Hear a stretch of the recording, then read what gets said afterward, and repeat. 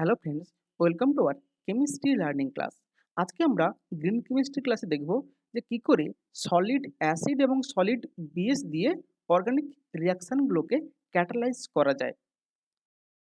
আমরা এর আগের ক্লাসে দেখেছি যে স্টয়চিওমেট্রিক কেমিস্ট্রিতে মেইন যে সোর্স অফ ওয়েস্ট সেগুলো হচ্ছে কি না লিকুইড মিনারেল অ্যাসিড মানে sulphuric acid, hydrofluoric acid, hydrochloric acid, nitric acid, যে বিভিন্ন রকম লিকুইড অ্যাসিডগুলো ইউজ করা হয় সেখান থেকে তৈরি হয়। এছাড়া কিছু লুইস অ্যাসিড তৈরি ইউজ করা হয়, এছাড়া লিকুইড বেস ইউজ করা হয়।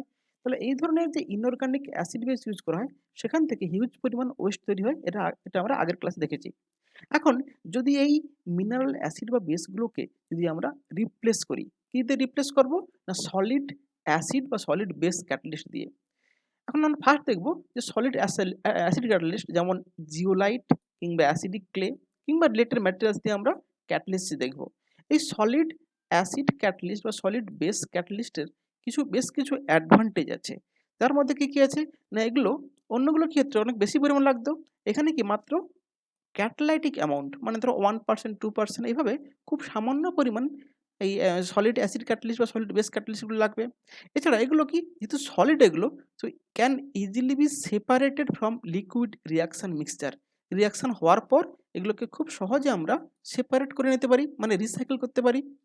এছাড়া কি না no need of hydrolytic workup. তাহলে এগুলো কি যেহেতু সলিড ক্যাটালিস্টটাকে সেপারেট করে দিলেই আর প্রোডাক্টের হাইড্রোলিসিস করতে দরকার হয় না। এছাড়া কি এগুলো রিসাইক্লেবল। এছাড়া এগুলো কি যেহেতু সলিড অ্যাসিড এগুলো নন কোরোসিভ।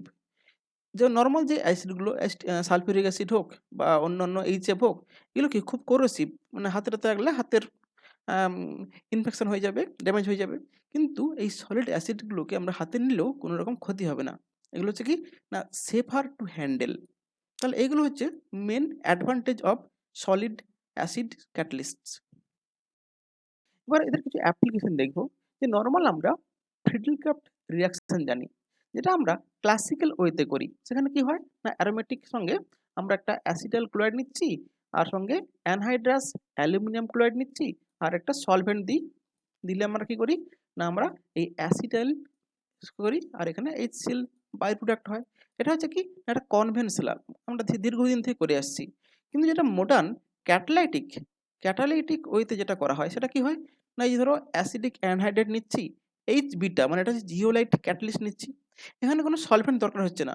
এই যে অ্যাসিডিক অ্যানহাইড্রাইড ওটাই সলভেন্ট হিসেবে কাজ করে দিচ্ছে। তাহলে আমার কি হচ্ছে না সেম অ্যাসিটাইলেশন প্রোডাক্ট হচ্ছে, আর অ্যাসিটিক অ্যাসিড বাই প্রোডাক্ট তৈরি হচ্ছে। এখন দুটোকে যদি কম্পেয়ার করি, দেখো ফার্স্টটা হচ্ছে কি, ফার্স্টটা হচ্ছে হোমোজিনিয়াস ক্যাটালিসিস, হোমোজিনিয়াস। আর সেকেন্ড হচ্ছে কি এই ক্যাটালিস্টটা যেহেতু একটা সলিড আর লিকুইড ফেজ রিঅ্যাকশন হচ্ছে, তাহলে এটা কি হবে, এটা হচ্ছে হেটেরোজিনিয়াস। তাহলে আবার কি হলো হোমোজিনিয়াস কেন? না ওখানে অ্যাসিড এবং বেস দুটোই সলিউশন অবস্থায় রিঅ্যাকশন করছে, ওই জন্য ওটা হোমোজিনিয়াস। আর এখানে কি না যেহেতু যে এইচ বিটা ক্যাটালিস্টটা সলিড কিন্তু অন্যান্য রিঅ্যাকট্যান্টগুলো লিকুইড, যার ফলে রিঅ্যাকশনটা হচ্ছে কি না হেটেরোজিনিয়াস ক্যাটালিস্ট হিসেবে কাজ করছে এখানে। যদি দুটোকে কম্পেয়ার করি আমরা, যেটা আমরা নর্মাল যে ক্লাসিক্যাল ফ্রিডল কাপ রিঅ্যাকশন, সেখানে এই যে অ্যানহাইড্রাস অ্যালুমিনিয়াম ক্লোরাইড কিন্তু গ্রেটার দেন 1 ইকুইভ্যালেন্ট প্রয়োজন হয়। এক্ষেত্রে কি যে আমার ক্যাটালিস্টটা সামান্য ক্যাটালাইটিক অ্যামাউন্ট মানে খুব সামান্য পরিমাণ প্রয়োজন হয়। আচ্ছা ফ্রিডল কাপ রিঅ্যাকশনে সলভেন্ট দরকার হয়, এখানে কিন্তু নো সলভেন্ট, নো ওয়াটার, কিছু দরকার হয় না। দেখো নর্মাল যে ক্লাসিক্যাল রিঅ্যাকশন সেখানে দেখো 85 থেকে 95% ইল্ড, আর এই হেটেরোজিনিয়াস ক্যাটালিস্টের ক্ষেত্রে গ্রেটার দেন 95% ইল্ড এবং হায়ার পিওরিটি, তার পিওরিটিও বেশি, ইল্ডও বেশি। নর্মাল ক্লাসিক্যাল পাথওয়েতে 1 কেজি প্রোডাক্ট তৈরি করার জন্য 4.5 কেজি ওয়েস্ট তৈরি হয়। কিন্তু এই যে আমার ক্যাটালাইটিক পাথওয়ে, এখানে 1 কেজি প্রোডাক্টের জন্য মাত্র 0.035 কেজি, অর্থাৎ প্রায় মাত্র 35 গ্রাম ওয়েস্ট তৈরি হয়। তাহলে কম্পেয়ার করো, একটাতে 4.5 কেজি আর একটাতে কত মাত্র 35 গ্রাম। তাহলে বুঝতেই পারছো যে ওয়েস্ট কত কম পরিমাণ তৈরি হচ্ছে ক্যাটালাইটিক পাথওয়েতে। এই জন্য আমরা সলিড অ্যাসিড ক্যাটালিস্টটাকে বেশি করে ব্যবহার করব গ্রিন কেমিস্ট্রি প্র্যাকটিস করার সময়।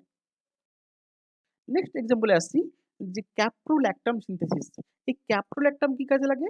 না এই যে নাইলন 6 পলিমার, সেই পলিমার তৈরি করতে গেলে তার যে মনোমার সেটা হচ্ছে ক্যাপ্রোল্যাকটাম। এইটা হচ্ছে তার, এটা স্ট্রাকচার ক্যাপ্রোল্যাকটামের।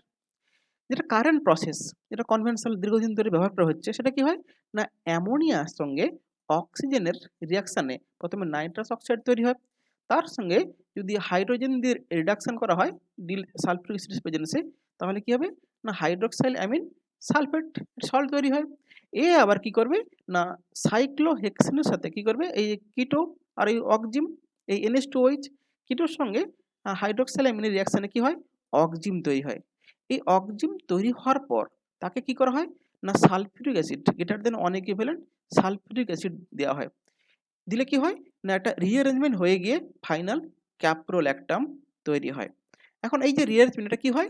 এটা হচ্ছে যে Beckman rearrangement, BCK, Beckman rearrangement. Beckman rearrangement হয় এটা। আচ্ছা, যেটা সুমিটোমো প্রসেস, জাপানে যেটা তৈরি হয়েছে ক্যাটালাইটিক পাথওয়ে, সুমিটোমো প্রসেসে কি হয়? না হাইড্রোজেন অক্সিজেনের সঙ্গে মিশিয়ে হাইড্রোজেন পারঅক্সাইড তৈরি করা হয়। তার সঙ্গে অ্যামোনিয়া যোগ করে কি হয়?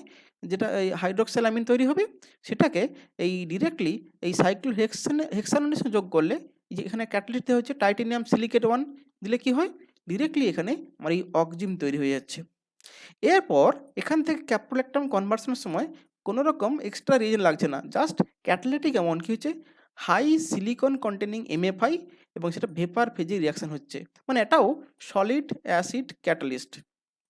তাহলে বুঝতেই পারছি যে পুরো রিয়াকশনটা যদি ক্যাটালাইটিক ওয়েতে হচ্ছে, তার মানে এখানে ওয়েস্টের পরিমাণটা অনেকটা কম হয়েছে। আর কনভেনশনাল মেথডে কী হয়েছিল? না এখানে সালফিউরিক অ্যাসিড ব্যবহার হচ্ছে, ফার্স্ট স্টেপেও সালফিউরিক অ্যাসিড ব্যবহার হয়েছে। তাহলে এখান থেকে কী হচ্ছে? প্রচুর পরিমাণে ওয়েস্ট তৈরি হচ্ছে। তাহলে আমরা দেখলাম যে ক্যাপ্রোল্যাকটাম তৈরির সময় কারেন্ট প্রসেস এবং যেটা ক্যাটালাইটিক পাথওয়ে মানে সুমিটোমো প্রসেস, দুটো আমরা কম্পেয়ার করে দেখলাম। নেক্সট আসছি যে salt free esterification of amino acid. আমরা জানি অ্যামিনো অ্যাসিডে কি হয়? না অ্যামিন গ্রুপটা প্রোটোনেটেড অবস্থা থাকে, আর সি ডবল মাইনাসটা কি অ্যানায়নিক ফর্মে থাকে, মানে এটা হচ্ছে কি জুইটার ফর্ম। এখন যদি আমাদের এস্টারিফিকেশন করতে হয়, ফার্স্ট কি করতে হবে? না এক ইকুইভ্যালেন্ট HCl দিতে হবে। কি জন্য?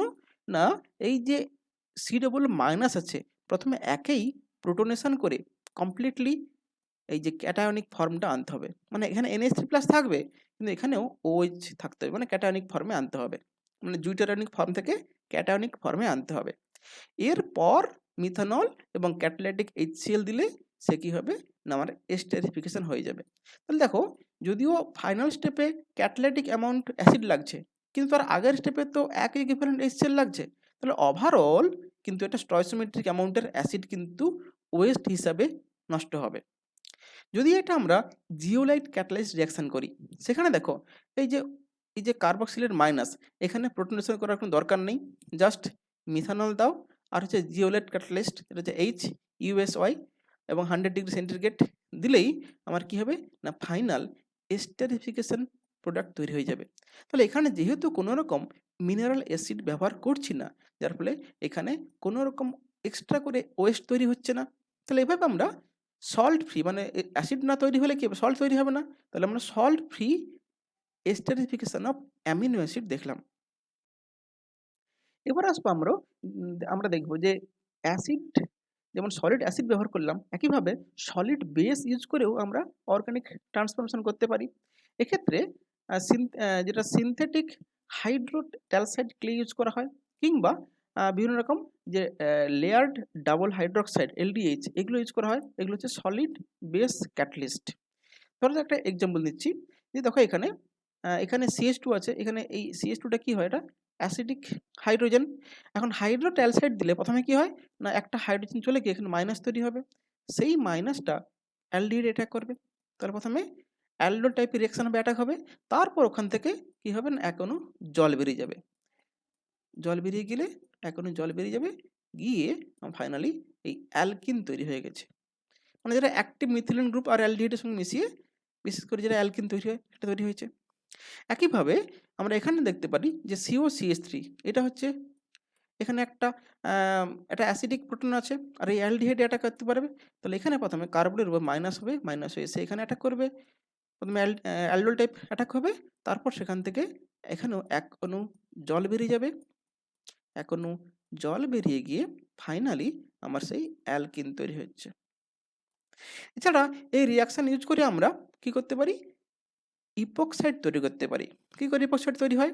না, হাইড্রোজেন পারক্সাইডের সঙ্গে যদি একটা বেস মানে এখানে হাইড্রোক্সাইড ইউজ করছি, তাহলে প্রথমে কি হবে? না এই মাইনাস তৈরি হবে। এই যে এখানে হাইড্রোপারক্সাইড এই যে মাইনাস তৈরি হয়েছে, এই মাইনাসটা প্রথমে এই অ্যাটাক করবে এখানে, অ্যাটাক করলে এই ডাবল বন্ড শিফট করবে, এটা খুলবে। তারপর নেক্সট স্টেপে এ আবার ব্যাক করবে, ব্যাক করে এটা এখান থেকে এসে এইখানে অ্যাটাক সরি এইখানে অ্যাটাক করবে, করে এটাকে খুলে দিবে।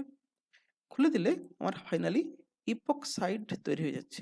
তাহলে আমরা দেখতে পাচ্ছি যে সলিড বেস ক্যাটালাইজড ইউজ করেও আমরা বিভিন্ন রকম অর্গানিক ট্রান্সফরমেশনগুলো করতে পারছি।